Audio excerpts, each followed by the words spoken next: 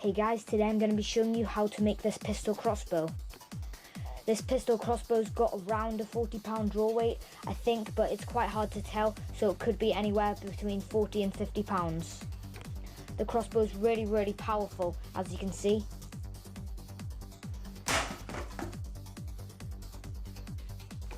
And also it's pretty accurate from the indoor range testing I've been able to do.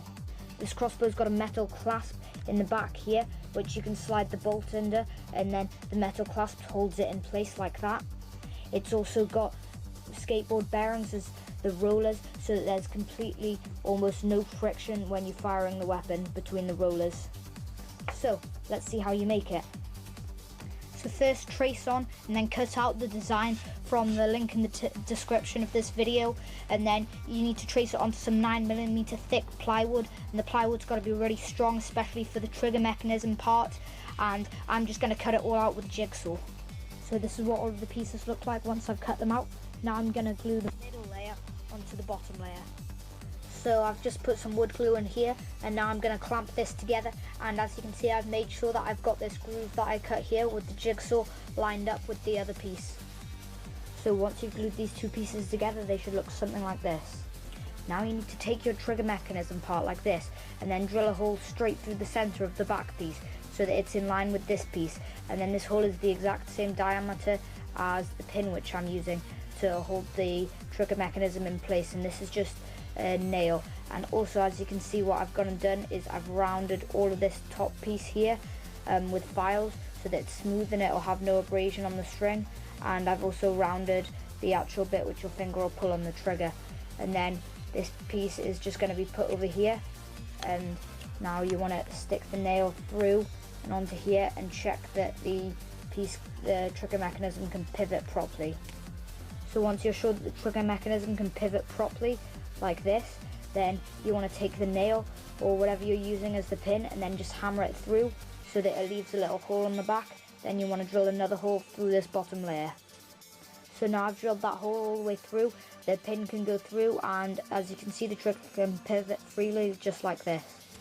So now I want to use screws to attach this last piece of wood into place, and the reason that we're going to be using screws is so that this whole piece can be taken off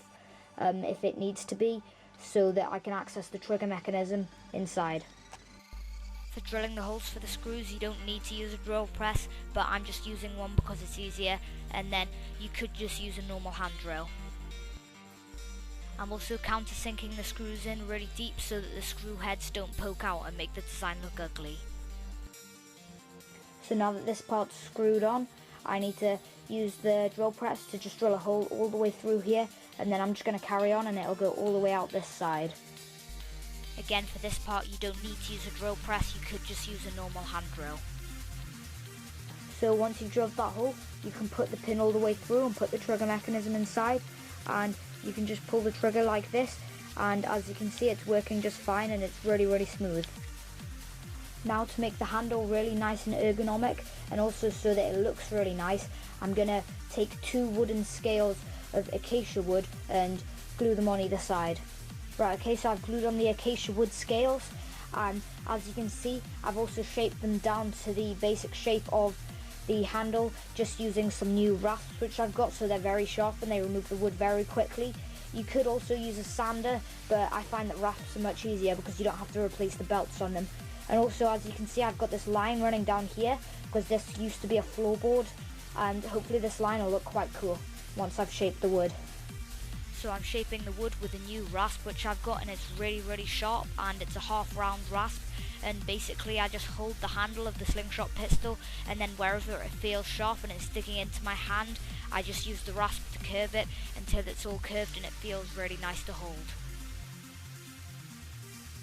So now that I've got all of the shape of this handle all figured out and it feels really nice to hold, I'm now going to go over with file and get all of these deep scratches from the rasp out. So I'm just using a normal wet metalworking file, and it's a half round file, and the reason that this is really important to do is that otherwise there'll be lots of really big deep scratches in the wood, and when you come to sanding the slingshot down it'll take forever.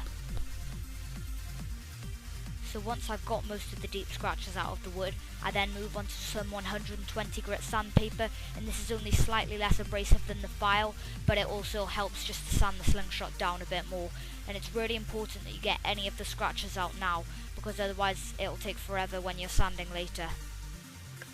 So now that I have got all of the basic profile all sanded up with the sandpaper to 120 grit, and I've got all of the deep scratches out of the wood, now I'm going to take this piece which I cut out earlier and I'm going to glue it in between these two front pieces here, just using wood glue again. So now that this bit's attached in here, I'm just going to file and rasp all of this bit flat and smooth and all curved. I'm also going to use a file just to make sure that the string will be able to fit flat down this piece here. So once I've glued that piece of wood in quite tightly with just some normal wood glue, I then move on to just curving the rest of the handle of the slingshot pistol, just using a normal metal file and sometimes using the rasp, but I need to be really careful not to splinter any of the plywood. I just place this middle layer slightly lower than the other two layers so that the pistol crossbow bolt can just slide in like that. So once you've got all the handle and everything of the slingshot pistol all sanded up nicely and you're really happy with it the way that it is at the moment, you don't need to oil it yet, but now it's time to attach the actual barrel of the slingshot pistol. And for the barrel, I'm just using a 23cm piece of pine wood, and I'm just going to attach it on the front here. So to start with, I'm just going to drill some holes into here and then attach it with screws. It's really important that when you attach it, it needs to be completely straight, and having in a vise, make sure that it's completely straight like this, but it also needs to be completely straight horizontally. So first I just drilled some rough holes in the wood and then placed in some pins so that then it would just hold it in place while I then glued the two pieces together. So I've secured it with these two pins in place, and then I've also put some glue on it. Now I need to wait for the epoxy resin glue to set. So once the epoxy resin set, I then took two more pieces of wood and then glued them on either side of the two pieces of the barrel when the barrel joins the handle, and then I glued that on with wood glue, and that's just going to mean that the barrel is really secure on the piece of wood. So once the wood glue that I used to glue these two pieces on either side here is dried, I'm now going to probably start rasping all of this so that it's a bit more flush with the wood. So now I'm just using the really sharp half-round rasp to remove the material of the wood really quickly. I'm going to be using a saw when I need to remove large pieces of the wood, and I just want to make it look like the wood flows into each other and there's no jagged edges, so you can't really easily see where one piece of wood starts and the next piece ends. So now I'm just going to remove the excess of the pins using a hacksaw, and then I'm going to file them down so that they're flush with the wood, and then I'm just going to use rasps and files to continue making the wood look like it's all joined together nicely. So now I'm just going to cut out a triangle of multiplex plywood, kind of like the shape that you see on the screen, and then I'm just going to cut it out with a normal saw. And multiplex plywood's a really strong plywood which has got lots of layers, and it's one of the strongest woods that I know. Then I'm going to cut out a piece of 18mm thick oak, which is the same thickness as the pine wood which I used for the barrel, and then it's also 15cm long, and then once I've cut it out I'm going to glue it onto the bottom of the barrel, and I'll add strength to the barrel and also make it look better. The triangle of multiplex plywood, once it's glued onto the piece of wood, should look something like this, and it should be around this shape. And as you can see, it just comes out of the wood from the same thickness that the wood is, and then it comes out about 3cm on each side, and that's easily enough length to accommodate the roller. So now that I've cut out this front piece out of the multiplex plywood and this other piece out of oak, I'm just going to glue them on with wood glue so that the front piece goes like this in line with the front of that, and then the oak is going to go like this so that it's pressing against the front piece. Thanks for watching guys, that's all for part 1 of this tutorial. Stay tuned next week to see part 2 of the tutorial.